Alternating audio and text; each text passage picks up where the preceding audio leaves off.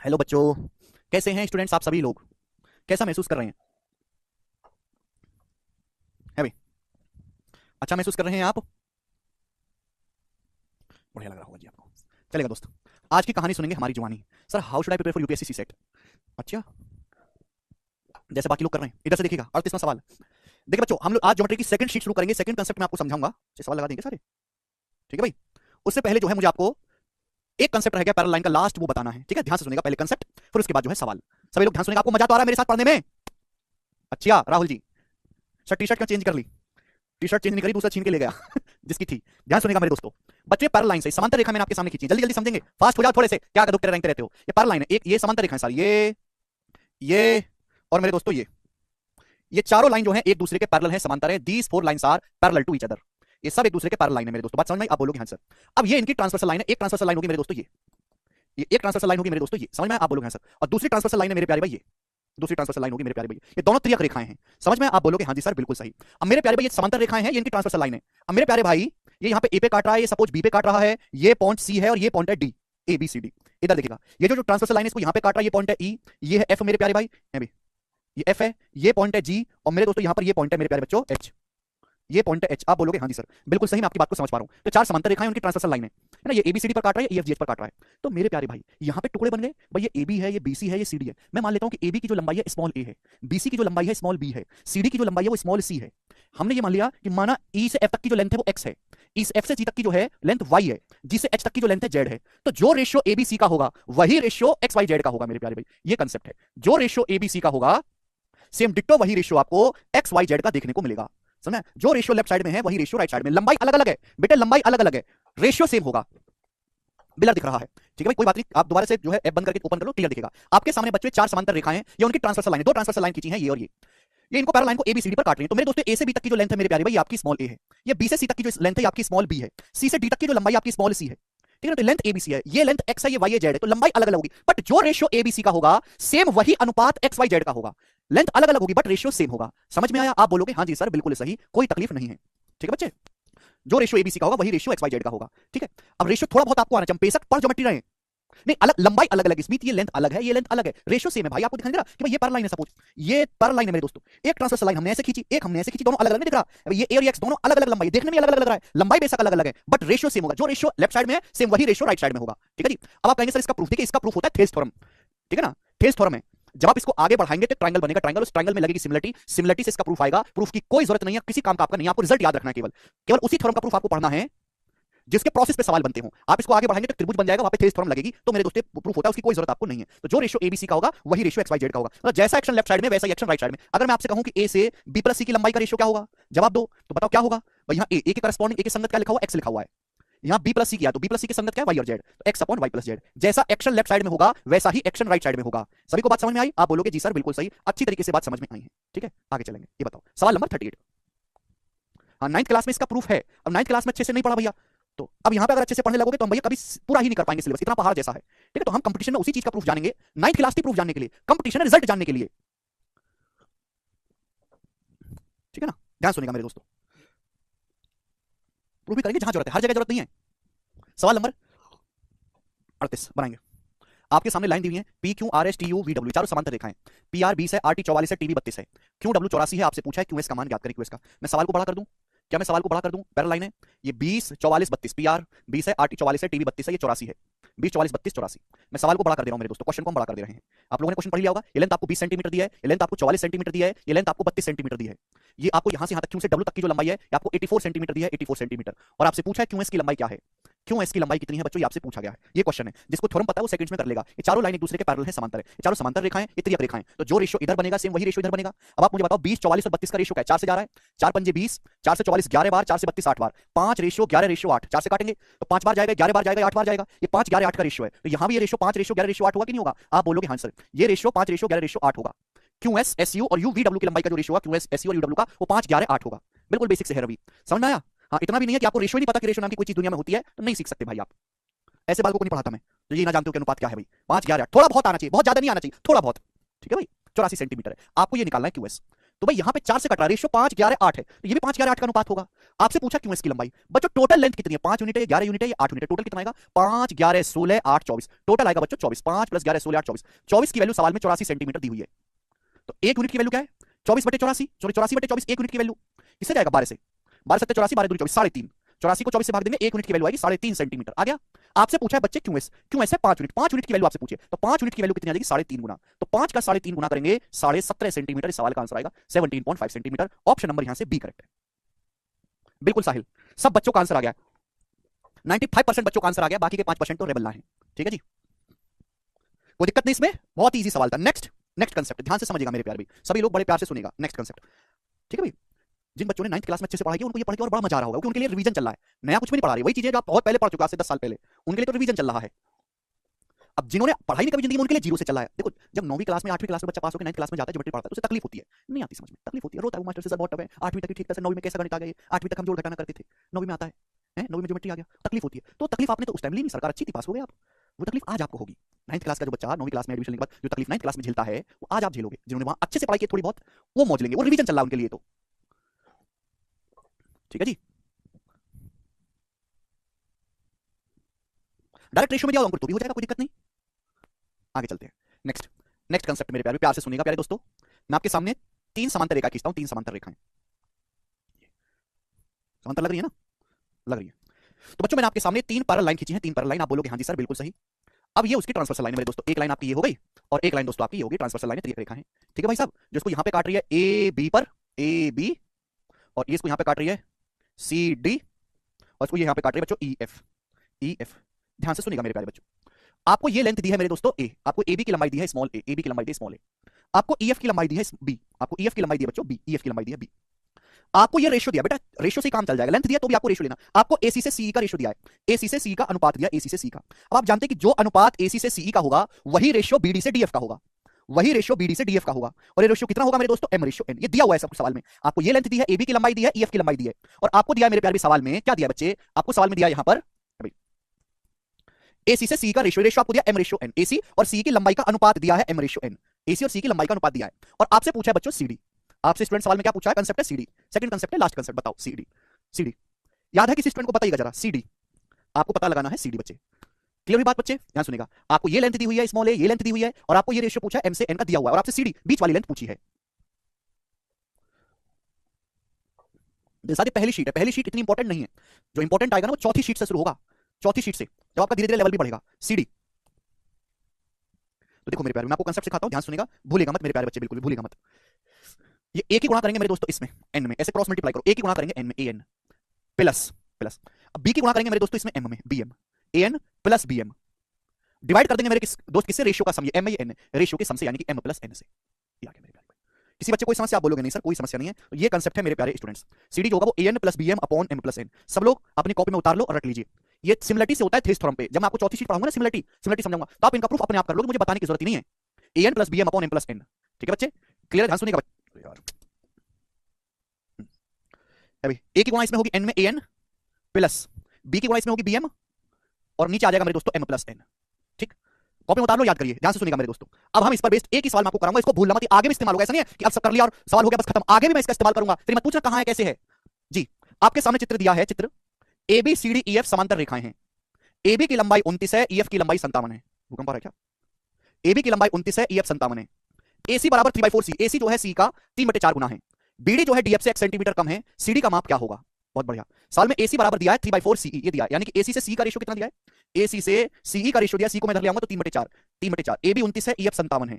आपसे पूछा है सीडी, डायग्राम को बड़ा कर दूं, डायग्राम को बड़ा कर दूं जी, सवाल बिल्कुल आसान है। आपको 29 सेंटीमीटर दिया, 29, या आपको ई एफ 57 सेंटीमीटर दिया है, और ये एसी से सी का जो रेशियो है, रेशियो 3/4 दिया, एसी से सी का, ये 3/4 है, तो ये भी 3/4 का रेशियो होगा। और आपसे पूछा यहां पर सीडी कितना होगा, जवाब दो, सीडी, सीडी कितना होगा, जल्दी से बताएंगे सीडी।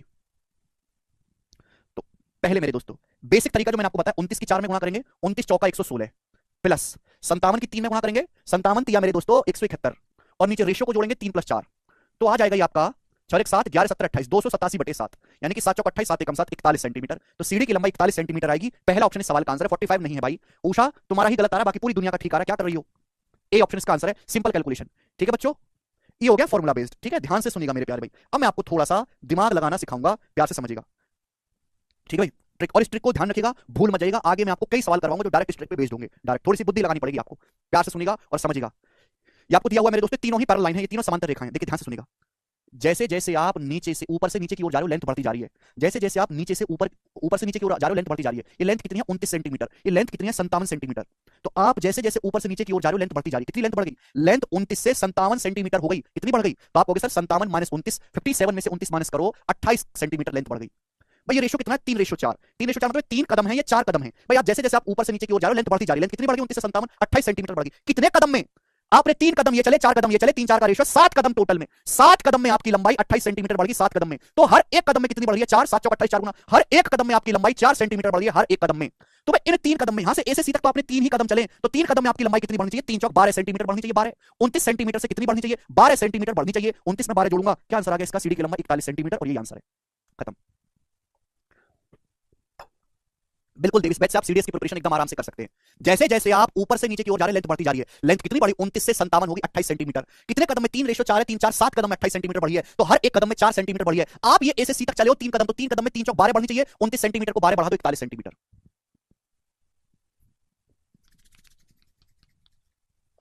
यहां डाटा आसान इसलिए आपको लग रहा है कि फॉर्मुला भी है, लेकिन जब डाटा कैलकुलेटिव हो जाएगा ना और बहुत भयानक चीजें हो जाएंगी तो ये ट्रिक आपको काम आएगी, ठीक है ना। मैं बाद में इस पे सवाल करवाऊंगा, ठीक है। तो ये आपका खत्म होता है। अब नेक्स्ट कंसेप्ट मेरे दोस्तों, शीट नंबर है आपके सामने 2। नेक्स्ट कंसेप्ट ज्योमेट्री की शीट नंबर 2, ठीक है भाई। पहली शीट समाप्त। पहली शीट में हमने पढ़ा ट्राइंगल के एंगल के बारे में, एंगल पैरेलल लाइन के बारे में, बस ये दोनों चीजें पढ़ी और कुछ नहीं पढ़ा। अब ज्योमेट्री की सेकंड शीट है। सेकंड शीट में हम क्या क्या पढ़ेंगे? सेकंड शीट में पढ़ेंगे त्रिभुज के आंतरिक कोण, त्रिभुज के और चतुर्भुज के आंतरिक कोण और बाह्य कोण पे जितने भी सवाल बनते हैं वो, ट्राइंगल के और क्वाड्रिलेटरल के, इंटीरियर और एक्सटीरियर एंगल पे जितने भी सवाल बनते हैं आंतरिक कोण और बाह्य कोण पे वो सारे करेंगे। दूसरा इनइक्वालिटी ऑफ ट्राइंगल, ट्राइंगल की इनइक्वालिटी, ट्राइंगल के बनने की शर्त पढ़ेंगे, इनइक्वालिटी ऑफ ट्राइंगल, ठीक है भाई। तीसरा हम पढ़ेंगे इस सीट में ट्रिपलेट्स। ट्रिपलेट्स अभी आपको अजीब सा लग रहा होगा, पर ये तीनों चीजें हम शीट में पढ़ेंगे। जैसे जैसे हम आगे बढ़ते जाएंगे लेवल ऊंचा होता जाएगा, ठीक है। One by one, step by step मैं आपको बिल्कुल सीक्वेंस में पढ़ाऊंगा। हमारी शीट का फायदा ये है कि बिल्कुल टाइप वाइज है और सीक्वेंस में है और लेटेस्ट अपडेटेड प्रीवियस ईयर के सवालों के साथ है। बाकी मैंने देखा कि किसी टीचर ने जो है ऐसे शीट बना रखी हो बिल्कुल जो टाइप वाइज सीक्वेंस में हो, कभी कुछ करवाते रहते हैं, ठीक है जी। बिल्कुल टाइप वाइज होगा सीक्वेंस में, लेकिन समस्या क्या है बच्चों के साथ कि हर एक टाइप का मैं प्री प्लस मींस एक साथ आपको पढ़ाऊंगा। प्री तो आप पढ़ लोगे, मींस पे थोड़ा सा दिमाग लगाना होगा। हाँ शुरू क्या हुआ भाई? शुरू ए शुरू भाई।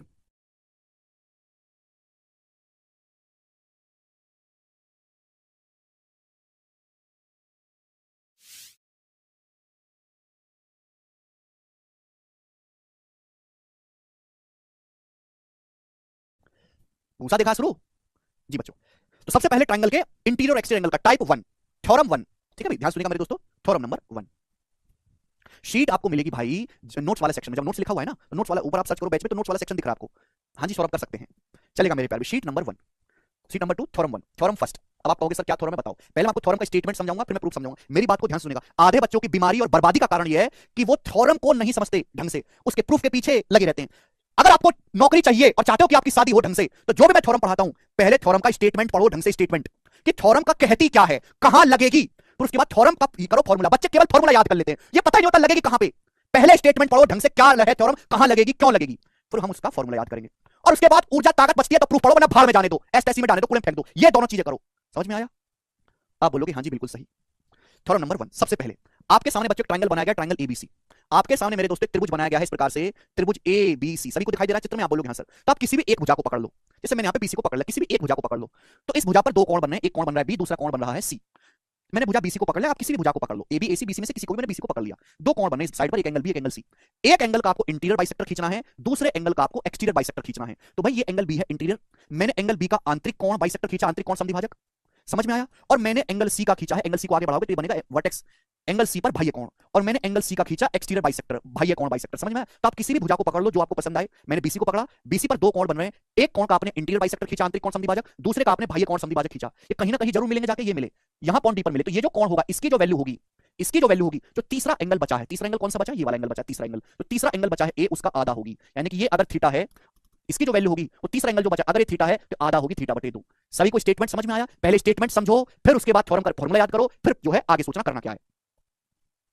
तो भाई हाँ यही बेसिक है दीपिका, जो यही बेसिक है बेटे, यही है बेसिक, और कोई बेसिक नहीं है। तो आपके पास एक त्रिभुज एबीसी है, हमने उसकी एक साइड बीसी ली, साइड बीसी पर दो एंगल बन रहे हैं, एंगल बी और एंगल सी, दो कोण बन रहे हैं। हमने एक एंगल का आंतरिक कोण समद्विभाजक खींचा, बी का इंटीरियर बाइसेक्टर, और हमने एंगल सी का खींचा एक्सटीरियर बाइसेक्टर, बाह्य कोण समद्विभाजक। ये दोनों एक दूसरे को कहीं ना कहीं मिलेंगे, डी पर मिले, सपोज कहां पर मिले, माने डी पर मिलते हैं। तो ये जो कोण बनेगा, जो तीसरा एंगल बचा है उसका आधा होगा। अगर ये थीटा है तो थीटा बटे 2 होगा। समझ में आ गया? आप बोलोगे हाँ जी सर समझ में आ गया। ये थ्योरम है, थ्योरम आपने समझ ली क्या है। ठीक है बच्चों, अब मैं आपको समझाऊंगा ऐसा क्यों हुआ। क्लियर है? ध्यान से सुनेगा, मैं आपको समझाऊंगा ऐसा क्यों हुआ, प्यार से सुनेगा मेरी बात को।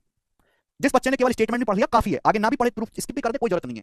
ठीक है बच्चों, बच्चों मुझे ये एंगल निकालना है। ये एंगल बी का इंटीरियर बाइसेक्टर है, क्रॉस का साइन लगा हुआ मतलब बाइसेक्टर, ये बाइसेक्टर है, एंगल सी का एक्सटीरियर बाइसेक्टर, एंगल सी का। ठीक है बच्चे, अब आप हमें खुद बताओ, अगर ये एंगल बी है तो आधा आधा हो जाएगा, ये एंगल बी है तो आधा आधा हो जाएगा बच्चों, ये बी बटे दो, ये भी बी बटे दो, भाई ये बी बाई टू, ये भी बी बाई टू, आप बोलोगे हाँ सर आधा आधा हो जाएगा, हाफ हाफ। ये एंगल बी बटे दो, ये एंगल बी बटे दो हो जाएगा कि नहीं हो जाएगा?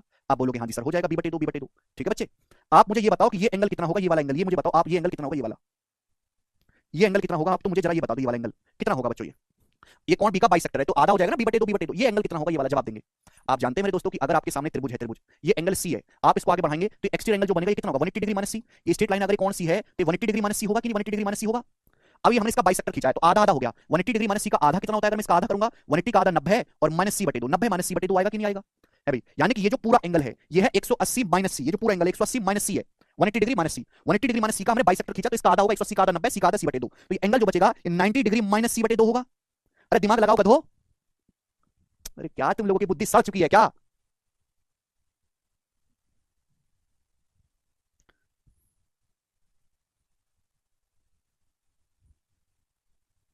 ठीक है भाई, या फिर आप इसको ये भी कह सकते हो कि A by two plus B by two है।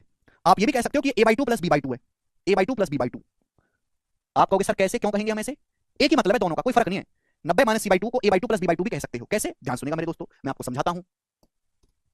ये कौन है? ये ट्राइंगल है, इसका ये एंगल है ए, ये एंगल है बी, हमने साइड को आगे बढ़ाया है, ये एक्सटीरियर एंगल बाह्य कोण, तो बाह्य कोण की जो वैल्यू होगी इन दोनों का योग होगी, इन दोनों का, ये angle A plus angle B हो गया, हो गया कि नहीं हो गया? अब मैंने इसका बाइसेक्टर खींच दिया तो आधा हो जाएगा, हाफ हाफ हो जाएगा, यानी कि एंगल ए प्लस बी का आधा नहीं हो जाएगा? ए प्लस बी का आधा नहीं हो जाएगा, आधे आधे का मतलब होता है ए को भी 2 से भाग करो, बी को भी 2 से भाग करो, तो A by two plus B by two भी तो लिख सकता हूं मैं इसे, लिख सकता हूं कि नहीं? A by two plus B by two. समझ में आ गया? आप बोलोगे हाँ जी सर बिल्कुल सही। अब मुझे निकालना है यहाँ पर एंगल बी डी सी, मुझे एंगल बी डी सी निकालना है। बताओ बी डी सी कौन से ट्राइंगल में आ रहा है? ये कौन से ट्राइंगल में आ रहा है बच्चों? तो आप कहोगे सर इस ट्राइंगल में, ये जो ट्राइंगल है ना ये वाला, जिस ट्राइंगल में आता है भाई हम उसी पे तो ध्यान देंगे। काम करना है यहाँ पे, ऐसा थोड़ा ना कि मैं कहीं और देखता रहूंगा, जो मुझे चाहिए मैं उसी पे ध्यान दूंगा, बाकी सबको इग्नोर करूंगा। इस ट्राइंगल को देखो, दिखाई दे रहा है त्रिभुज, ये इस त्रिभुज का एक्सटीरियर एंगल है, एक्सटीरियर एंगल, ये इस त्रिभुज का बाह्य कोण है, ये इसका आंतरिक कोण है, तो ये कितना बचेगा? इसमें से माइनस कर देंगे, इसमें से माइनस कर देंगे। A by two plus B by two exterior angle का जो सम होता है, बाह्य कोण का जो योग होता है वो आंतरिक दो कोणों के योग के बराबर होता है। ये त्रिभुज का बाह्य कोण है, आगे बढ़ा के बनाया गया है, इसमें से ये माइनस कर देंगे बी बाई टू आंतरिक कोण। जब ये माइनस कर देंगे तो बचा कौन सा? यही वाला कोण बचेगा, कैंसिल आउट हो गया, तो बचा क्या मेरे दोस्तों? ए बाई टू बचा, ए बाई टू बचा मेरे दोस्तों, यही तो है थ्योरम, यही थ्योरम समझाइए मैंने आपको। आप बोलोगे हाँ जी सर बिल्कुल सही। ठीक है जी, आज करें स्टेटमेंट राइट प्लीज। स्टेटमेंट अपनी भाषा में लिखनी है, देसी में, बुकिश लैंग्वेज में नहीं लिखनी, वो कभी आपको याद नहीं रहेगी ना, आप कभी उसका रिवीजन करोगे। अपनी सही भाषा में लिखो कि त्रिभुज एबीसी में बीसी पे कोण बी का समद्विभाजक खींचा, सी का बाह्य कोण समद्विभाजक खींचा, डी पर मिले ये कोण आधा होगा, अपनी भाषा में लिखो, सड़ी हुई गंदी हैंडराइटिंग में, टेक्निकल लैंग्वेज कभी ध्यान नहीं रहेगी। ठीक है, समझ गए? जिनको नहीं आया समझ में कोई जरूरत नहीं, वो याद रखें केवल स्टेटमेंट क्या था। अब इस पर बेस सवाल ऐसे ही होगा, पहले थ्योरम फिर सवाल, फिर थ्योरम फिर सवाल, फिर थ्योरम फिर सवाल, और थ्योरम एक दो नहीं लगभग 150 200 थ्योरम होंगी, 200 से ज्यादा थ्योरम होंगी, एक दो नहीं तो पहली हुई अभी आपकी। चलो सवाल नंबर 1 करेंगे। इन द गिवन फिगर आपके सामने चित्र दिया है, एडी इज द, आपके सामने चित्र दिया एडी कोण सीएबी का द्विभाजक है। एडी जो है वो कोण सीएबी का बाइसेक्टर है, कोण सीएबी का बाइसेक्टर है एडी। बीडी जो है वो कोण सीबीएफ का बाइसेक्टर है। सीबीएफ कौन बन रहा है? ये कौन बन रहा है? सीबीएफ, सीबीएफ ये वाला कौन बन रहा है? इसका बाइसेक्टर है मेरे दोस्तों ये बीडी। सी पर बने कोण का माप 34 डिग्री है, ये जो सी पर कोण बना है 34 डिग्री है, तो आपसे पूछा एडीबी ये वाला कोण कितना होगा, ये आपसे पूछा है। अगर ये 34 है, मुझे थ्योरम याद है, डायरेक्ट होगा 34 का आधा 70 डिग्री, ये सवाल का आंसर है सी ऑप्शन। 1 सेकंड में आ गया, ठीक है ना? तो थ्योरम पता है, 1 सेकंड में सवाल हो गया। हाँ जी, क्लास नोट साथ साथ बनाने हैं, ठीक है बच्चे, इस ज्यादा टाइम लगना ही नहीं है। आगे चलेंगे, सवाल नंबर 2 बनाओ बच्चों, करेंगे अगला सवाल। ट्रायंगल एबीसी में एंगल बी का आंतरिक कोण समद्विभाजक और एंगल सी का बाह्य कोण समद्विभाजक डी पर मिलते हैं, एंगल बीडीसी 15 है, तब एंगल ए होगा, एंगल ए कितना होगा जवाब देंगे।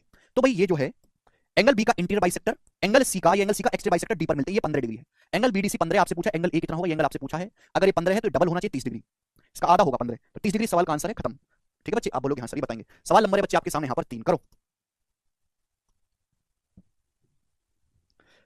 ट्रायंगल एबीसी की साइड, ट्रायंगल एबीसी की साइड, यहाँ पे चित्र दिया नहीं, अब चित्र बनाना पड़ेगा मेरे प्यार भी। 2020 के पेपर का प्रीवियस सवाल है। ट्रायंगल एबीसी की साइड बीसी को डी तक बढ़ाया गया है, एबीसी एसीडी के बाइसेक्टर ई पर मिलते हैं, एबी एसी के बराबर है। ओके बच्चों, ट्रायंगल एबीसी है, साफ साफ बोला है कि एबी एसी के बराबर है, दोनों जो है साइड इक्वल है, यानी कि आइसोसेलेस ट्रायंगल है एबी और एसी। इंपॉर्टेंट लाइन है, एबी एसी बराबर है। साइड बीसी को आगे बढ़ाया गया डी तक, तो देखो बच्चों, बीसी को आगे बढ़ाने का मतलब बी से सी की ओर आगे बढ़ाना है, ऐसा नहीं कि आप ऐसे बढ़ाने लगो, बीसी को आगे बढ़ाने का मतलब बी से सी की तरफ आगे बढ़ाना है। अब बोला कि एंगल एबीसी और एसीडी के बाइसेक्टर ई पर मिलते हैं, तो एबीसी ये हो गया एंगल एबीसी, इसका बाइसेक्टर खींचा, और एंगल एसीडी, ये एंगल है एसीडी, इसका बाइसेक्टर खींचा, एसीडी इसका बाइसेक्टर खींचा, कहां पे मिलते हैं? पॉइंट ई पर मिलते हैं, ई पर। ठीक है, बोला बीईसी 35 डिग्री, ये वाला एंगल 35 डिग्री का है, बीईसी ये 35 डिग्री का है, 35 का। तो आपसे पूछा है सवाल में एबीसी कितना होगा, एबीसी एंगल एबीसी पूछा है, बताएंगे बच्चों। एबीसी आपसे पूछा है, क्या नहीं कर पाओगे बच्चों? अगर ये 35 है तो दुगना होगा 70 डिग्री, 70 होगा, लेकिन आपसे ये नहीं पूछा, आपसे पूछा एंगल एबीसी, ये वाला एंगल आपसे पूछा है। आप जानते हैं कि आइसोसेलेस ट्रायंगल है, समद्विबाहु त्रिभुज, समद्विबाहु त्रिभुज में दो साइड अगर बराबर है तो उनके सामने के कोण भी बराबर होंगे। अब अगर ये 70 है तो बाकी दोनों कोणों का योग कितना बचा? 110, 180 बनना चाहिए ना टोटल। अगर ये 70 है तो बाकी दोनों कोण बचे ये वाला और ये वाला 110, और दोनों बराबर बराबर होंगे, आधा आधा, तो 110 का आधा 55 55, तो ये कोण भी 55 डिग्री का आएगा, ये भी 55 डिग्री का आएगा। तो ए बी सी पूछा है, एबीसी 55 डिग्री का आ गया, 110 का आधा। अब ऐसी कैलकुलेशन है कि मैं आपको लिख के नहीं समझाने वाला, ये ऐसा है मैं आपको लिख के नहीं समझाऊंगा। मैं अगर ये बात भी लिख के बताऊंगा तो आपका दिमाग इतना स्लो हो जाएगा कि आप पेपर में भी लिख लिख के करोगे, लिख लिख के, और इतने आप स्लो और बर्बाद हो जाओगे कि आप पूरा पेपर अटेम्प्ट ही नहीं कर पाओगे, और फिर आप बेरोजगार घूमोगे। ठीक है ना, ये चीजें नहीं बताते हम आपको। आगे चलते हैं, चौथा नेक्स्ट और लास्ट क्वेश्चन इस टाइप का, फिर टाइप चेंज करेंगे। लास्ट क्वेश्चन इस थ्योरम पे बनाएंगे बच्चे, अब सब लोग, ये मेंस लेवल का क्वेश्चन है इस थ्योरम पे, बनाइए जल्दी। सविता, टोटल किसी ट्रायंगल के तीनों कोणों का योग 180 होता है, एक एंगल 70 है, तो बाकी दोनों का योग कितना बचा? 180 में से 70 घटा देंगे, 110 डिग्री तो बचा, 110। लड़कियों की हालत कुछ ज्यादा खराब है, जोड़ना घटाना भी नहीं आता भाई उन्हें। 70 70 भी तो कर सकते हैं। अरे भैया क्या हो गया तुम लोगों को? सर कैसे पता चला कि आइसोसेलेस ट्रायंगल है? ऐसे पता चला कि इस ट्रायंगल की दो भुजाएं ए बी और ए सी बराबर दी हैं, और किसी त्रिभुज की दो भुजाएं बराबर हैं तो समद्विबाहु त्रिभुज होता है। हद होती है यार तुम लोगों की, करो जल्दी से।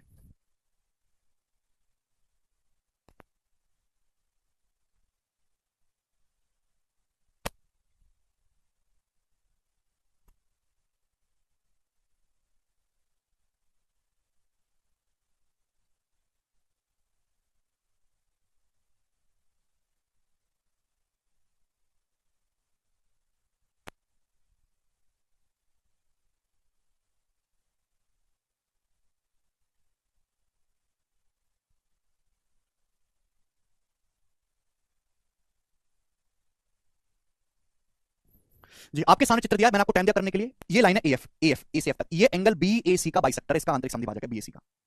सीडी जो है angle B C, CD exterior bisector है बीसीए का, बीसीए का एक्सटीरियर बाइसेक्टर है भाई, ये कौन सा विभाजक? थीटा का मान आपको बताना है, तो मैं डायग्राम को थोड़ा सा बड़ा कर देता हूं बच्चों, थीटा आपको बताना है, ठीक है ना। नाउ लिसन केयरफुली, ये एंगल बाइसेक्टर इंटीरियर, ये इस एंगल का बीसीए का एक्सटीरियर बाइसेक्टर है भाई, ये कौन सा विभाजक? ये हुआ मेरे दोस्तों। थीटा बताना, ये थीटा लिखा हुआ है यहाँ, ये थीटा लिखा हुआ है, तो बच्चों हम तभी तो इसका इस्तेमाल कर पाएंगे, पहले तो आप इसको आगे बढ़ा लो आगे। ये अब ये जो कोण बनेगा यहाँ पर बताओ ये कितने का होगा? एक कोण का इंटीरियर बाइसेक्टर, दूसरे का एक्सटीरियर बाइसेक्टर, ये जो कोण बनेगा ये कितना होगा? एक्सटीरियर शब्द लिखा है शुभम, एंगल बीसीए का एक्सटीरियर ये है, एक्सटीरियर का बाइसेक्टर। भाई अगर ये थीटा है तो थीटा बटे 2 होगा, थीटा बटे 2 आप बोलोगे हाँ जी सर, दिस इज थीटा, ये थीटा बटे 2 थ्योरम है, समझ में आई बात? आप बोलोगे हाँ जी सर। आपको देखो अगर ये कोण थीटा है तो ये भी थीटा होगा, vertically opposite angle, vertically opposite angle, समझ में आया? अब सवाल खत्म भाई, जहां हमें किसी मुझे थीटा निकालना तो मैं इसी ट्रायंगल में कैलकुलेशन करूंगा ना। इस ट्रायंगल को गौर से देखो, देखा ये ट्रायंगल का एक्सटीरियर एंगल है बाह्य कोण, एक्सटीरियर एंगल, और किसी भी ट्रायंगल का बाह्य कोण साइड को आगे बढ़ा के बना, इसकी वैल्यू बाकी दोनों कोणों का योग होगी। यानी कि थीटा में थीटा बाई 2 अगर मैं जोड़ूंगा, थीटा प्लस थीटा बाई 2 आना चाहिए 60 डिग्री होना चाहिए, तो यानी कि 2 theta plus theta 3 theta by 2 आ गया 60, तो 3 से 60 कितनी बार कट गया? 20 बार, तो थीटा आ गया 20 दूनी 40, 40 डिग्री सवाल का आंसर है, बस यही मींस का लेवल है, इससे ऊपर नहीं है, 40 डिग्री। समझ में आ गया बच्चों? हर बच्चे का आंसर आ गया, कोई तकलीफ नहीं, आगे चलेंगे। नेक्स्ट सवाल नंबर आपके सामने 5 बनाओ बच्चों। एक और सवाल है, उसके बाद अगली थ्योरम बताऊंगा मेरे दोस्तों। एक और क्वेश्चन है, आपके सामने चित्र दिया है, वैसे सवाल मुझे पहली शीट में डालना चाहिए था, चलो कोई बात नहीं। आपके सामने चित्र दिया है angle ACB plus angle BAC 80, ACB plus angle BAC 80, यानी कि इन दोनों एंगल का योग 80 दिया। एसीबी मतलब ये वाला एंगल, एसीबी मतलब ये वाला एंगल, और बीएसी मतलब ये वाला एंगल, इन दोनों एंगल का योग 80 डिग्री आपको दिया है। तो आप बताओ अगर इन दोनों एंगल का योग 80 डिग्री है, साल में दिया है, तो बताओ ये एंगल कितने डिग्री का बनेगा बच्चों? फिर ये कितने डिग्री का बनेगा? जवाब देंगे। अगर मैं ट्रायंगल एबीसी को देखूं तो इसका बाह्य कोण है, अगर इन दोनों का सम, ये ब्लू जो है इनका योग 80 दिया है, प्लस बराबर 80, तो इस ट्रायंगल का ये एक्सटीरियर एंगल बनना, ये भी 80 होना चाहिए कि नहीं? ये भी 80 होना चाहिए भाई। अगर इन दोनों का योग 80 डिग्री दिया है तो इस त्रिभुज का बाह्य कोण है, ये भी 80 होना चाहिए कि नहीं? हाँ जी। उसके बाद आपको दिया एंगल बीडीई, बीडीई ये ई है बच्चों, बीडीई ये वाला एंगल है आपका 35 डिग्री, बीसी बीसी ये एंगल आपको दिया 45 डिग्री। तो आपसे पूछा एंगल सीईडी क्या होगा? सीईडी ये पूछा है, तो कैंची फिगर बन गई। अरे कैंची फिगर बन गई, कैंची बन गई, कैंची कैंची कैंची। अब इसको भूल जाओ आप, इसको भूल जाओ कि ऐसा कुछ है भी। अब ये कैंची फिगर बन गई, पढ़ा दिया कल। जब कैंची फिगर बन गई तो ये आंतरिक कोण है और ये बाहर की ओर है चौथे पे, तो इसका जो योग होगा इन तीनों का योग होगा, इसका जो सम होगा, इसकी जो वैल्यू होगी इन तीनों का योग 45 प्लस 35 80, 80 प्लस 80 160 डिग्री। तो कौन कितने डिग्री का आ गया बेटे? 160 डिग्री का ही आंसर है, 160। बहुत बढ़िया, ठीक है बच्चों, खत्म। अगली थ्योरम आपके सामने, अगली थ्योरम, चलिए भाई थ्योरम नंबर 2। सबसे पहले आप अपनी कॉपी में इसका डायग्राम बनाओ, उतार लो मेरे दोस्तों, सबसे पहले इसका चित्र उतार लो अपनी कॉपी में, उतारो सभी लोग।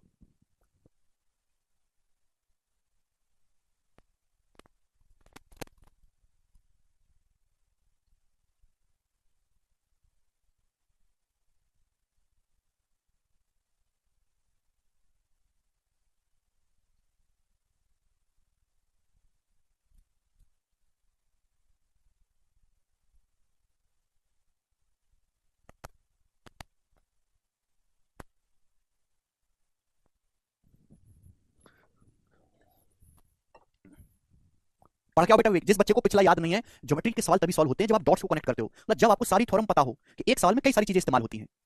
अब देखो मेरे दोस्तों, इस सवाल को करने से पहले आपको समझना पड़ेगा हाइट, हाइट, हाइट, त्रिभुज की हाइट या फिर एल्टीट्यूड, एल्टीट्यूड या फिर ऊंचाई, ऊंचाई या फिर लंब, एक ही मतलब है, हाइट या फिर एल्टीट्यूड। ध्यान सुनिएगा, आप जानते हैं त्रिभुज की हाइट क्या होती है? क्या आप लोग जानते हैं? जैसे बच्चों मैं आपके सामने त्रिभुज बनाता हूं, ये त्रिभुज, तो एक त्रिभुज में तीन भुजाएं होती हैं, तीन भुजाएं। मैंने बच्चों आपके सामने जैसे त्रिभुज बनाया ए बी सी, पहले तो आप मतलब समझो कि हाइट होता क्या है।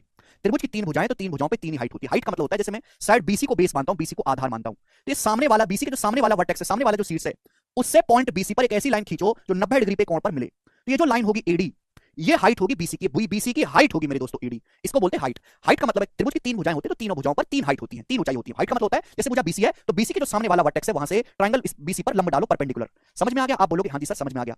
ऐसे ही मेरे प्यारे भाई, अगर मैं भुजा एसी की हाइट निकालो तो कैसे होगी? ये एसी के सामने बी है, तो पॉइंट बी से एसी पर ऐसे लंब डालो जो 90 डिग्री के कोण पर मिले, तो ये जो लाइन होगी बी, ये एसी की हाइट होगी। सारी हाइट अलग अलग होती है। समझ में आया? आप बोलोगे हाँ जी सर बिल्कुल सही, कोई प्रॉब्लम नहीं, कोई परेशानी नहीं। अब मैं आपसे कहूं कि भाई त्रिभुज, ये भुजा एबीसी की साइड एबी, साइड एबी की हाइट क्या होगी? तो एबी के सामने वर्टेक्स सी, वर्टेक्स सी से परपेंडिकुलर डालो, ये जो 90 डिग्री के कोण पे जाके मिले 90 पर, तो ये त्रिभुज एबीसी की भुजा एबी पर हाइट होगी, भुजा एबी पर हाइट होगी, या इसे परपेंडिकुलर भी बोलते हैं। तो हाइट, परपेंडिकुलर, एल्टीट्यूड, तीनों का एक ही मतलब है। समझ में आया? ठीक है ना? तो त्रिभुज की तीन भुजाएं, तीनों भुजाओं पर तीन हाइट होंगी। क्लियर हुआ? आप बोलोगे सर। अब अगर मैं हाइट का टेक्निकल मतलब समझाऊं, तो हाइट का टेक्निकल मतलब है कि ट्रायंगल, सॉरी, ट्रायंगल किन दो पैरेलल लाइन के बीच बना है, किन दो समांतर रेखाओं के बीच त्रिभुज बना है, वो ट्रायंगल की हाइट होती है। जैसे मेरे प्यारे भाई ट्रायंगल है आपके सामने, ये त्रिभुज है, त्रिभुज। तो मेरे प्यारे भाई एबीसी, ये त्रिभुज है एबीसी, भुजा बीसी के समांतर मैंने एक लाइन खींची है, पॉइंट ए से जाने वाली एक लाइन खींची है। तो ये जो त्रिभुज का जो वजूद है वो इन दो लाइनों के बीच में है।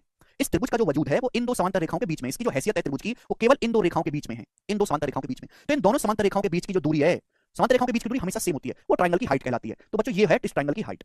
समझ में आया? पॉइंट ए से जब मैं परपेंडिकुलर डालूंगा तो ये भी एच आएगा। यानी कि हाइट का मतलब है कि त्रिभुज की औकात कहां तक है, त्रिभुज किन दो समांतर रेखाओं के बीच बना है, उनके बीच की दूरी ही ट्रायंगल की हाइट कहलाती है। ये होता है इसके पीछे का डीप कांसेप्ट। आप बोलोगे हाँ जी सर मैं आपके कांसेप्ट को अच्छी तरीके से समझ गया। बच्चों को तकलीफ होती है अगर एक ऑब्टूस एंगल ट्रायंगल है, अधिक कोण त्रिभुज, अगर आपके सामने इस प्रकार से एक ऑब्टूस एंगल ट्रायंगल है, अधिक कोण त्रिभुज, तो इसकी हाइट हम कैसे निकालेंगे, कैसे होगी इसकी हाइट वगैरह। तो बच्चों बिल्कुल बेसिक समझा रहा हूं, 9वीं क्लास के मास्टर ने भी बताया नहीं होगा, ऐसे गारंटी है। इससे नीचे बेसिक उम्मीद मत करना, यही बेसिक है, इससे नीचे तो ट्यूशन है। ये त्रिभुज एबीसी है मेरे दोस्तों, अधिक कोण त्रिभुज है, ये ऑब्टूस एंगल है। अब एबी, ये साइड एबी, साइड एबी के ऊपर हाइट कैसे निकालेंगे, एबी के ऊपर हाइट कैसे निकालेंगे? तो आप कहोगे सर यहां सामने वाले वर्टेक्स सी से, हाइट क्या होता है, सामने वाले वर्टेक्स सी से परपेंडिकुलर डालना है। तो परपेंडिकुलर कैसे डालेगा? मुझे एबी को आगे बढ़ाना पड़ेगा। आप एबी को आगे बढ़ाओ और यहां से परपेंडिकुलर डालो, ये जो परपेंडिकुलर होगा सीडी, ये हाइट होगी एबी पर, ये त्रिभुज की ऊंचाई होगी भुजा एबी पर। समझ में आ गया? साइड को आगे बढ़ा के, ठीक है ना, साइड को एबी को ऐसे आगे बढ़ाया और सामने वाले वर्टेक्स से लंब डाला, तो जो त्रिभुज इन दो समांतर रेखाओं के बीच बना है, इनके बीच की जो दूरी है वो ट्रायंगल की हाइट है। क्लियर? आप किसी को कोई डाउट तो नहीं? कोई डाउट नहीं। दूसरा आपको समझना है बच्चों angle bisector, angle bisector, angle bisector Hindi में कोण समद्विभाजक। आप कहोगे सर ये तो आपने पढ़ा दिया, दोबारा क्यों बता रहे हो? अब मैं बताऊंगा मेरे दोस्त आपको ट्रायंगल का, त्रिभुज का कोण, एंगल बाइसेक्टर। बच्चों त्रिभुज के तीन कोण होते हैं, ट्रायंगल के तीन कोण होते हैं, और तीनों कोणों के तीन बाइसेक्टर होते हैं। बच्चों मैंने आपके सामने त्रिभुज बनाया है इस प्रकार से एबीसी, तो इस त्रिभुज के तीन आंतरिक कोण हैं, तो ये इसका मेरे दोस्तों इंटीरियर एंगल है, इंटीरियर एंगल ए। तो एंगल बाइसेक्टर का मतलब है एक ऐसी लेंथ जो एंगल ए के त्रिभुज के कोण के दो बराबर टुकड़े कर दे। तो ये एक ऐसी लाइन खींची मेरे दोस्तों मैंने आपके सामने एडी, जो एंगल ए के दो हिस्से कर रही है, ये थीटा, ये थीटा। तो ए से डी तक की जो दूरी है एडी, इसी को हम कहते हैं एंगल बाइसेक्टर ऑफ कोण ए, कोण ए का समद्विभाजक, angle bisector of angle A. सभी को बात समझ में आ गई? कोई प्रॉब्लम? तो एंगल बाइसेक्टर की लंबाई कहां से कहां तक देखेंगे? ए से डी तक की। समझ में आ गया बच्चों? ठीक है ना, एक ऐसी लाइन जो त्रिभुज के कोण के दो बराबर टुकड़े कर दे वो एंगल बाइसेक्टर कहलाएगी। एंगल ए का बाइसेक्टर है। मैं आपसे कहूं एंगल बी का बाइसेक्टर, तो जो लाइन होगी अल्फा अल्फा हो गया, ये एंगल बी का बाइसेक्टर है। ऐसे ही एंगल सी का बाइसेक्टर। समझ में आया? आप बोलोगे हाँ जी सर बिल्कुल सही। विशाल कह रहे नहीं समझ में आ रहा, विशाल अब भी नहीं समझ में आ रहा, तो तुम किसी काम के नहीं हो, तुमको तैयारी करनी नहीं चाहिए भाई, तुम कोई और काम कर लो, तुम ठेला लगा लो। विशाल करवा दिए ऋषि, ठीक है ना। सभी को एंगल बाइसेक्टर समझ में आ गया? जो बालक ये नहीं समझ सकता उसके दिमाग का स्तर कितना गिरा हुआ होगा भाई, हैं? कितना गिरा हुआ होगा, फिर कहते हैं नौकरी नहीं लगता है। नौकरी लगेगी कैसे? नौकरी लायक दिमाग ही नहीं है, हद होती है किसी चीज की। तीसरा आपको समझना है मीडियन, मीडियन या फिर माध्यिका, मीडियन या फिर माध्यिका, मीडियन या फिर माध्यिका, ठीक है भाई, मीडियन या फिर माध्यिका। मीडियन क्या होता है भाई साहब?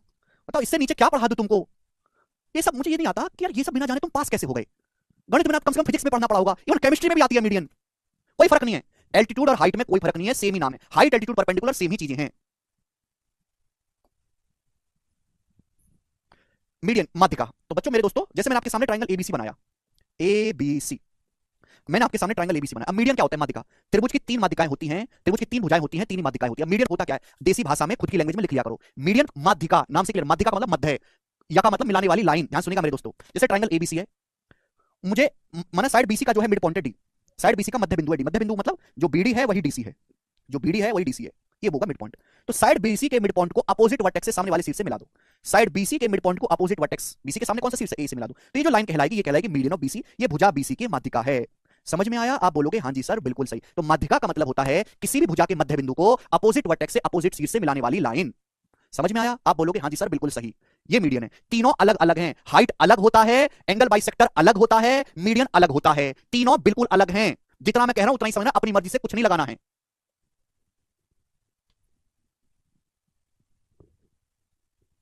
Difference between median and perpendicular? अरे मीडियन परपेंडिकुलर भाई अलग चीज है बिल्कुल। अरे कैसे राक्षस यार मेरे पल्ले पड़ गए। एल्टीट्यूड का मतलब है सामने वाले वर्टेक्स से लंब डालना जो 90 डिग्री के कोण पर मिले, खत्म बात, और कुछ नहीं सोचना। और मीडियन का मतलब होता है किसी भी भुजा के मध्य बिंदु को अपोजिट वर्टेक्स से मिलाने वाली लाइन। ये एंगल ए को बाइसेक्ट नहीं करेगी, जितना मैं बोल रहा हूं केवल उतना ही सोचो, अपनी मर्जी से कुछ मत लगाओ। अलग अलग होता है। अगर आपके पास एक ट्रायंगल है, कैसे बालक, पता नहीं कैसे तुम लोग पास हो गए भाई, हद होती है। परिभाषा समझने में इतना समय लगाओगे तो थ्योरम समझने में तो मर जाओगे। ये त्रिभुज है, ये होता है हाइट, सामने वाले वर्टेक्स से एक ऐसी लाइन खींचो जो 90 डिग्री पे मिले, 90 डिग्री पे। ये होता है एंगल बाइसेक्टर अलग, एंगल बाइसेक्टर जो आधा आधा कर दे, थीटा थीटा, एंगल को हाफ हाफ कर दे। ये होता है मिड पॉइंट को मिलाने वाली लाइन। जितना ये है, जितना ये है उतना ही ये लेंथ है। ये अगर एक्स है तो ये भी एक्स है। मध्य बिंदु को अपोजिट वर्टेक्स से मिलाने वाली लाइन ये होती है माध्यिका। तीनों अलग अलग है, कचरा लोग, कचरा।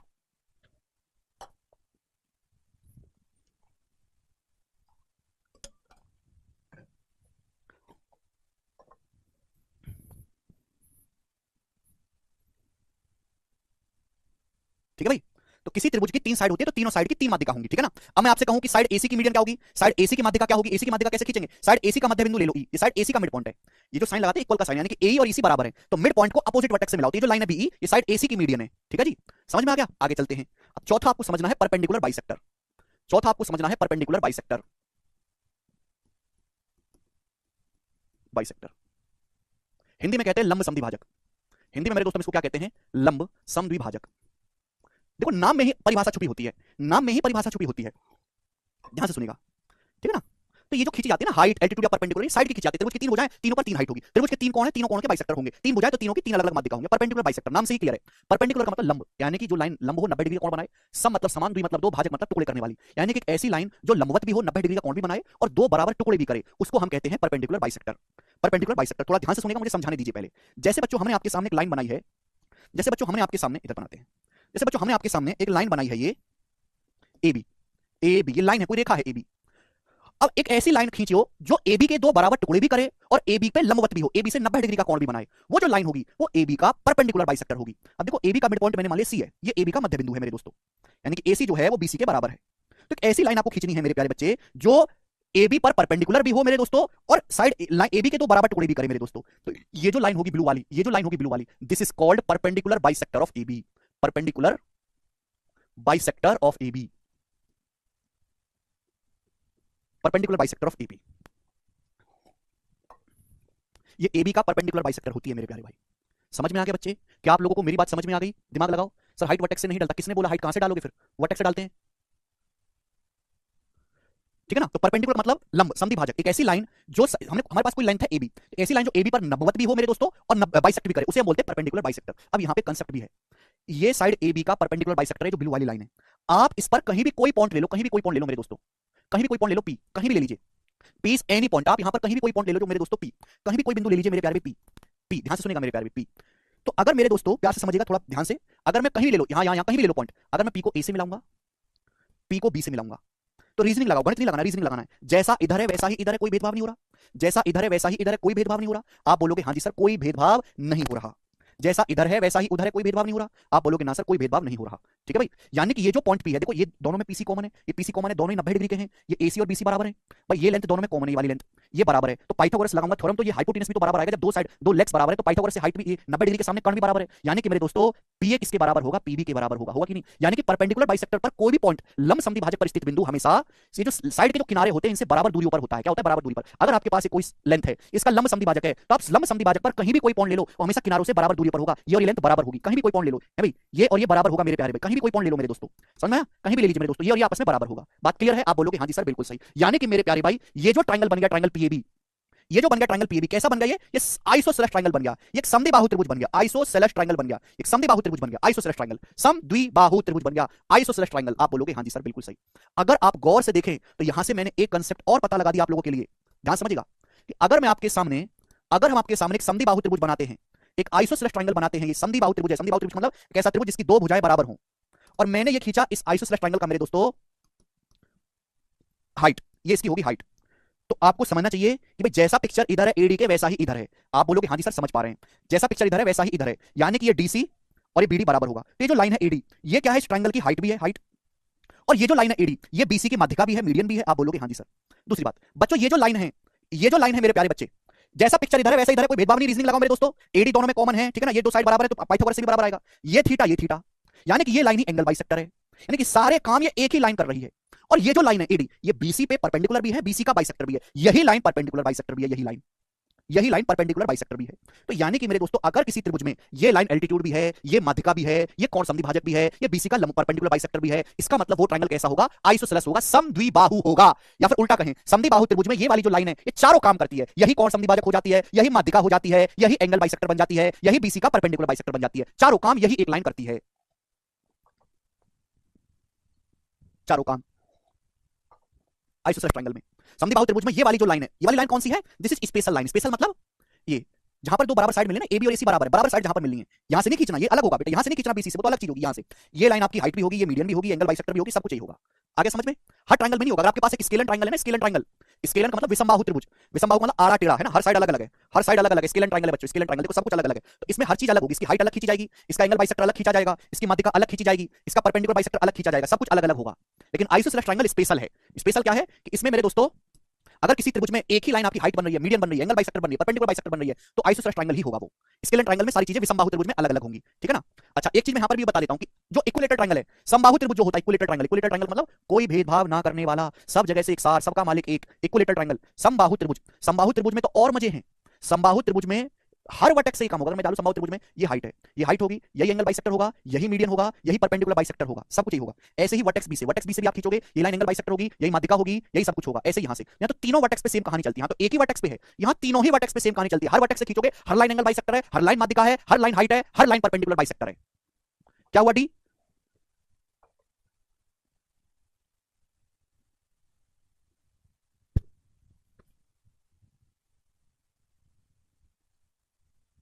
ठीक है जी, चलो ये मैं आपको और बाद में डिटेल में समझाऊंगा, इसको आप रहने दीजिए मेरे दोस्तों। हाँ जी बच्चे, अब डाउट लेते हैं। आपके मन में डाउट आ रहा होगा कि सर परपेंडिकुलर, परपेंडिकुलर और परपेंडिकुलर बाइसेक्टर तो सेम ही है। सेम नहीं है, अलग है बेटा। जैसे बच्चे आपके सामने मैंने स्केलर ट्रायंगल बनाया, विषमबाहु त्रिभुज, इसकी तीनों भुजाएं अलग अलग हैं। परपेंडिकुलर बाइसेक्टर का क्या मतलब है, मैं साइड बीसी का परपेंडिकुलर बाइसेक्टर खींचूंगा, साइड बीसी का। तो बीसी का परपेंडिकुलर बाइसेक्टर मतलब एक ऐसी लाइन जो बीसी को बाइसेक्ट भी करे, एक ऐसी लाइन जो बीसी को बाइसेक्ट भी करे और बीसी पे परपेंडिकुलर भी हो। मतलब ये लाइन होगी बीसी का परपेंडिकुलर बाइसेक्टर, ये लाइन समझ में आया, ये लाइन होगी बीसी का परपेंडिकुलर बाइसेक्टर। ये लाइन है जो बीसी पे परपेंडिकुलर भी है और 90 डिग्री का कोण भी बनाती है, बीसी का परपेंडिकुलर बाइसेक्टर है, परपेंडिकुलर बाइसेक्टर ऑफ बीसी। समझ में आया, ये वर्टेक्स ए से नहीं जाएगी, जरूरी नहीं कि ये वर्टेक्स ए से जाए, क्लियर हुई। और ये मैं यहां से परपेंडिकुलर डालूंगा लंब, पॉइंट बीसी के सामने का शीर्ष क्या है, ये है ए, ए से मैं लंब डालूंगा मेरे दोस्तों, ये बीसी की हाइट है। हाइट तो हाइट अलग चीज है, परपेंडिकुलर बाइसेक्टर अलग चीज है, सब कुछ अलग अलग है। अरे क्या रोशन, ये तो परिभाषा है, केवल कोई थ्योरम नहीं है, कम से कम परिभाषा तो आपको होनी चाहिए। परपेंडिकुलर बाइसेक्टर मिड पॉइंट पर परपेंडिकुलर, परपेंडिकुलर बाइसेक्टर का मतलब मिड पॉइंट पर परपेंडिकुलर। हाँ जी अंजलि, हाँ इक्विलेटर में सारी लाइन एक ही होती है। कंफ्यूज मत हो, चित्र बनाओ और हर एक चित्र को ढंग से समझो बारीकी से, ठीक है ना। वैसा तो है नहीं कि मैं चीज को 1.5 घंटे तक समझाता रहूंगा, इतना ही टाइम है। फिर से मैं बता देता हूं, सभी को हाइट समझ में आ गया। हाइट का मतलब होता है त्रिभुज की तीन भुजाएं होती है, तीन हाइट होती है। किसी भी त्रिभुज की हाइट होती है, भुजा की हाइट, सामने वाले वर्टेक्स से 90 डिग्री खींच दो, हाइट या एल्टीट्यूड। एंगल बाइसेक्टर, त्रिभुज के तीन कोण होते हैं, तीनों कोणों को बाइसेक्ट करने वाली लाइन की लंबाई एंगल बाइसेक्टर। मीडियन, किसी भी त्रिभुज की भुजा के मध्य बिंदु को अपोजिट वर्टेक्स से मिलाने वाली लाइन माध्यिका कहलाती है। परपेंडिकुलर बाइसेक्टर, परपेंडिकुलर बाइसेक्टर ये रहा मेरे दोस्तों आपके सामने। मैंने बताया कि परपेंडिकुलर बाइसेक्टर पर जो पॉइंट है वो किनारों से बराबर दूरियों पर होता है। एक ऐसी लाइन जो मिड पॉइंट पर भी हो, मिड पॉइंट से जाए और परपेंडिकुलर भी हो। आइसोसेलेस ट्रायंगल में ये वाली लाइन चारों ही काम करती है, एक ही लाइन चारों काम करती है, ठीक है बच्चे। तो परपेंडिकुलर या हाइट अलग चीज है और परपेंडिकुलर बाइसेक्टर अलग चीज है, ठीक है जी।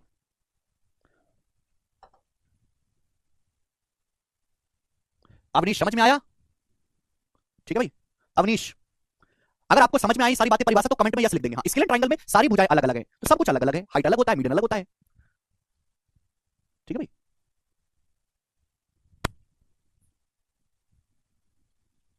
हाँ जी भारती हर्षवर्धन, यस 95% बच्चों को आ गया है, ठीक है बच्चे, हो गया। आगे चलते हैं। तो ये हुई मेरे दोस्तों आपकी यहां तक बात। अब मैं आपको समझा रहा था बच्चों ये थ्योरम, सेकंड थ्योरम, इस थ्योरम को समझो आप। मैं आपको समझा रहा था थ्योरम, पहले थ्योरम जाने की थ्योरम क्या है। बच्चों आपके सामने ये ट्राइंगल एबीसी है, ये थ्योरम कल बताएं, 8 मिनट रहेगा, मैं बता दूंगा अभी, ध्यान सुनिएगा। आपके सामने बच्चों त्रिभुज एबीसी है, ट्राइंगल एबीसी, ध्यान सुनिएगा। पहले थ्योरम का मतलब समझाते हैं, फिर मैं आपके सामने उसका स्टेटमेंट करेंगे, फिर उसका प्रूफ करेंगे। जैसे बच्चों हमने आपके सामने त्रिभुज बनाया, मैंने बच्चों आपके सामने त्रिभुज बनाया है ए बी सी, ठीक है बच्चों, आप बोलोगे हाँ जी सर बिल्कुल आपने बनाया है, अच्छी बात है आपके लिए। तो आप मुझे ये बताओ मेरे प्यारे भाई, आप क्लियर देख सकते हैं कि बी बड़ा है सी से, यहां एंगल बी जो है वो एंगल सी से बड़ा है, आप क्लियर क्लियर देख सकते हैं कि इस कोण का मान मैंने बड़ा लिया है, इस कोण को छोटा लिया, देख पा रहे हैं इसका मुंह ज्यादा खुला हुआ है, इसका मुंह कम फट रहा है, इसका ज्यादा खुला हुआ है, तो ये बी बड़ा एंगल है सी छोटा एंगल है। तो मैंने क्या किया, एक ही वर्टेक्स को पकड़ो, वर्टेक्स ए को पकड़ा मैंने, इस वर्टेक्स ए से मैंने क्या किया, बीसी पर परपेंडिकुलर खींचा, 90 डिग्री लंब खींचा। समझ में आया, आप बोलोगे हाँ जी सर। तो हमने आपके सामने त्रिभुज बनाया है, त्रिभुज का ये बेस है, बेस बीसी, दो कोण है, बी बड़ा एंगल लिया है, सी छोटा एंगल लिया है। तो बच्चों और सामने वाले वर्टेक्स से एक ही वर्टेक्स को पकड़ना, वर्टेक्स ए से मैंने बीसी की हाइट खींची। तो आपको समझना चाहिए मेरे प्यारे भाई कि ये जो परपेंडिकुलर होगा, ये जो पॉइंट डी होगा वो बी के नजदीक ज्यादा होगा, ये जो पॉइंट डी होगा बड़े एंगल, ये जो हाइट होती है ना, ये बड़े एंगल से नजदीक होती है और छोटे एंगल से दूर होती है। चित्र में दिखाई भी दे रहा है आपको, ये जो हाइट है चित्र में साफ साफ दिखाई दे रहा है, ये जो हाइट है, ये बीडी जो है, बीडी वो छोटा है डीसी से। ये भी इंपॉर्टेंट बात है कि हाइट हमेशा बड़े एंगल के नजदीक होती है, छोटे एंगल से दूर होती है। हाइट हमेशा बड़े एंगल के नजदीक होती है, छोटे कोण से दूर होती है। ये बड़ा एंगल है तो हाइट इसके नजदीक है, छोटे एंगल से दूर है। अभी मैंने आपको समझाया था बच्चे isosceles triangle, isosceles triangle, isosceles triangle में दो साइड बराबर होते हैं तो दो कोण भी बराबर होते हैं। अब मैं इसकी हाइट खींचूंगा, अब जब यहां पर दोनों कोण बराबर हैं, जब दोनों कोण बराबर हैं तो ये जो हाइट होगी, ये जो पॉइंट होगा, ये बराबर दूरी पर होगा, ये बराबर दूरी पर होगा, जितना बीडी होगा उतना ही बीसी होगा, बिल्कुल बीचों बीच में आएगा। लेकिन यह कोण बराबर नहीं है, बड़ा एंगल है, ये छोटा एंगल है, तो हाइट हमेशा बड़े एंगल के नजदीक होगी, छोटे एंगल से दूर होगी। चित्र में दिखाई भी दे रहा है, स्केलर ट्रायंगल दिखाई भी दे रहा है चित्र में आपको, ठीक है बच्चे, हर कोई अंधा भी इस बात को देख पा रहा है। तो हमने मेरे प्यारे भाई यहां से सेम वर्टेक्स को पकड़ना है, हमने एंगल ए से परपेंडिकुलर डाला और हमने एंगल ए का बाइसेक्टर खींचा, बाइसेक्टर, हमने एंगल ए का बाइसेक्टर खींचा है, ये ए, ये जो ए है मेरे दोस्तों वो एंगल बाइसेक्टर है ए का, A is angle bisector of ए। समझ में आया, ये जो ए है ये कोण ए का समद्विभाजक है। समझ में आया, आप बोलोगे हाँ जी सर समझ में आया। तो हमने सेम वर्टेक्स से एल्टीट्यूड खींचा है, सेम वर्टेक्स से हमने एंगल ए का बाइसेक्टर खींचा है, तो जो बीच में एंगल बनेगा, बीच में कौन बन रहा है, इस एंगल की जो वैल्यू होगी मेरे प्यारे भाई, इस एंगल की जो वैल्यू होगी, बेस पे जो दो एंगल बन रहे हैं बी और सी, जो आधार पे जो दो कोण बन रहे हैं बी और सी, इनके डिफरेंस का आधा होगी। अब देखो बच्चों, बी बड़ा एंगल है, सी छोटा एंगल है, तो angle B minus angle C बटे दो, इनके डिफरेंस का आधा, इनको घटा के आधा करना है। सभी को समझ में आ गई बात, ये है थ्योरम, समझ में आया, क्लियर। चलिए ये रहा चित्र। तो आपके सामने त्रिभुज एबीसी है, इसमें लाइन एडी जो है मेरे दोस्तों वो बीसी पे परपेंडिकुलर है, और ये जो ए है वो एंगल बाइसेक्टर है एंगल बीएसी का, A is angle bisector of BAC, A कोण बीएसी का समद्विभाजक है, कोण बीएसी का समद्विभाजक है। तो हमने सेम वर्टेक्स से एल्टीट्यूड खींचा, सेम वर्टेक्स से एंगल बाइसेक्टर खींचा। एंगल बाइसेक्टर हमेशा छोटे एंगल के नजदीक होगा, बड़े एंगल से दूर, एंगल बाइसेक्टर हमेशा छोटे एंगल के नजदीक होगा, ठीक है भाई। तो उनके बीच में जो कोण बन रहा है वाला कोण, इसकी जो वैल्यू होगी, बाकी जो दो कोण है बेस पे उनके डिफरेंस का आधा होगी, बी माइनस सी बटे दो। अब आप कहोगे सर ऐसा क्यों, जवाब चाहिए, जनता जवाब चाहती है मेरे दोस्तों, तो आपको जवाब मिलेगा, करारा जवाब मिलेगा भाई। ये एंगल है बी, ये 90 डिग्री का, 90 डिग्री का, तो मैं जानना चाहता हूं ये कितना होगा, ये ए डी बी एक समकोण त्रिभुज है, ये 90 है, तो बाकी दोनों का योग 90 बचा। अगर ये बी है तो कितना होगा, 90 माइनस बी, ये 90 डिग्री माइनस बी बचा, आप बोलोगे हाँ सर। अगर ये 90 है, ये बी है, तो कितने डिग्री का बचा, 90 माइनस बी बचा, 90 माइनस बी बचा, आप बोलोगे हाँ जी सर बिल्कुल सही, यही बचा। Now listen carefully, carefully listen करेंगे। ये जो लाइन है ए, ये एंगल बाइसेक्टर, ये जो लाइन है ना ए, ये जो लाइन है ए, ये एंगल ए का बाइसेक्टर है, तो आधा आधा हो जाएगा, ये ए बाई टू, ये ए बाई टू, आधा आधा हो जाएगा angle A by to, A by to, यानी कि ये जो लाइन ए है, ए कोण का बाइसेक्टर है, तो ये जो कोण होगा यहां से आता है कितना होगा, ए बाई टू, बाइसेक्टर हो गया, आधा आधा हो गया, ये भी ए बाई टू, ये भी ए बाई टू। समझ में आया। तो आप मुझे बताओ कि ये जो रेड एंगल बीच में है ये कितना बचा, एंगल डी ए ई, ये कितना बचा मेरे प्यारे, जवाब दीजिएगा, ये एंगल डी ए कितना बचा भाई। अगर मैं इस पूरे एंगल में से ये माइनस कर दूं आ जाएगा, इस पूरे एंगल में से माइनस कर दूं आ जाएगा, इस पूरे में से घटा दूं आ जाएगा। आप बोलोगे हाँ सर, तो ए बाई टू में से माइनस कर देंगे 90 डिग्री माइनस बी, ये माइनस कर देंगे, कर सकते हैं बच्चे, कर सकते हैं कि नहीं, ए बाई टू में से इस पूरे एंगल में से माइनस कर देंगे आ जाएगा। अच्छा एक बात बताओ, ये क्या है, त्रिभुज के तीनों कोणों का योगफल कितना होता है, 180 डिग्री, ये होता है त्रिभुज के तीनों कोणों का योगफल। अगर मैं इसको आधा कर दूं, दोनों तरफ 2 से भाग कर दूं, 2 से, तो A by two plus B by two plus C by two कितना आ जाएगा, 90। त्रिभुज के तीनों कोणों का योगफल क्या होता है, 80, 180, आधा क्या होगा, A by two plus B by two plus C by two, 90 degree. आप बोलोगे हाँ जी सर। तो बच्चों ध्यान से सुनिएगा, ठीक है भाई। अब यहां पर मेरे प्यारे भाई जैसे आपको पसंद है वैसे कर लो, इच्छा आपकी है मेरे दोस्तों। ये ए बाई टू है, A by two minus 90 degree की जगह ये रख दीजिए, 90 डिग्री की जगह ये रख दो। 90 डिग्री का मतलब क्या है, 90 डिग्री का मतलब है A by two plus B by two, इस 90 डिग्री की जगह आप ये रख दीजिए। तो 90 डिग्री की जगह A by two B by two C by two रख देंगे, माइनस से गुणा हो रही है, माइनस से गुणा, 90 डिग्री की जगह ये रख देंगे मेरे दोस्तों, A by two B by two C by two रख सकते हैं। माइनस की माइनस में गुणा होगी, प्लस का बी हो जाएगा, प्लस का बी हो जाएगा। माइनस की मैंने 90 की जगह रख दिया ए बटे दो प्लस बी बटे दो प्लस सी बटे दो रख दिया, इससे कैंसिल आउट हो गया। बी में से बी बटे दो घटाएंगे तो बी बटे दो बचेगा, बी बटे दो माइनस सी बटे दो, ये बचा, और ये लिखा हुआ है यहाँ पर आ गया। यानी कि मेरे प्यारे दोस्तों, ठीक है भाई, अगर आपके सामने किसी भी ट्रायंगल में एक ही वर्टेक्स एल्टीट्यूड खींचा गया, उसी वर्टेक्स एंगल बाइसेक्टर खींचा गया, तो एल्टीट्यूड हाइट और कोण समद्विभाजक के बीच बना ये जो एंगल है, ये बेस पे जो दो एंगल बने आधार पे, उनके डिफरेंस का आधा होता है। हर्षिता करें सर अभी ट्रायंगल और कितना बचा, हर्षिता अभी ट्रायंगल बेटे शुरू हुआ है, ठीक है। मैं आपको बताता हूं हर्षिता, तुम्हारी गलतफहमी दूर करता हूं कि ट्रायंगल जैसे यहां से यहां तक पढ़ना बेटा ट्रायंगल, ठीक है ना हर्षिता। तो अभी इतना हुआ, इतना इतना हुआ अभी, ठीक है, ओके हर्षिता, ठीक है, इतना इतना हुआ है जो आपको ब्लैक दिख रहा है, इतना बाकी है, ठीक है ना। तो ये जो है बी, ये एंगल डी जो होगा इनके डिफरेंस का आधा होगा, B by two minus C by two. समझ में आया, आप बोलोगे हाँ सर। दो थ्योरम में खत्म हो रही है चीजें। ये पूरे मैथमेटिक्स का सबसे बड़ा चैप्टर है, सबसे ज्यादा पूछे जाने वाला चैप्टर है। This is equal to arithmetic के चार चैप्टर, ठीक है ना। तो ये चीज अपने दिमाग में डाल के पढ़े। आज की क्लास देखो, अगली क्लास में मैं इस पे भी सवाल करवाऊंगा, तो कृपया 2 दिन की छुट्टियां भूल मत जाना। कि अगली क्लास में सवाल को सर कैसे हुआ, क्यों हुआ, कहां हुआ, भूल जाते हो आप लोग। रिवीजन करके आइएगा, कोई कूका कुकी नहीं करेगा, ठीक है ना। सवाल करेंगे इस पे बेस, ठीक है भाई। रिवीजन करके और साथ साथ नोट्स बनाया करो। अच्छा, शीट मैंने अपलोड करवा दिया, थ्योरम मैंने आपको सिखा दिया, तो इस थ्योरम पे मैंने शीट में 5 सवाल दिए, उन 5 सवालों को खुद से करने की कोशिश करना, ठीक है बच्चों। चलिए आज इतना ही छोड़ते हैं, बाकी कल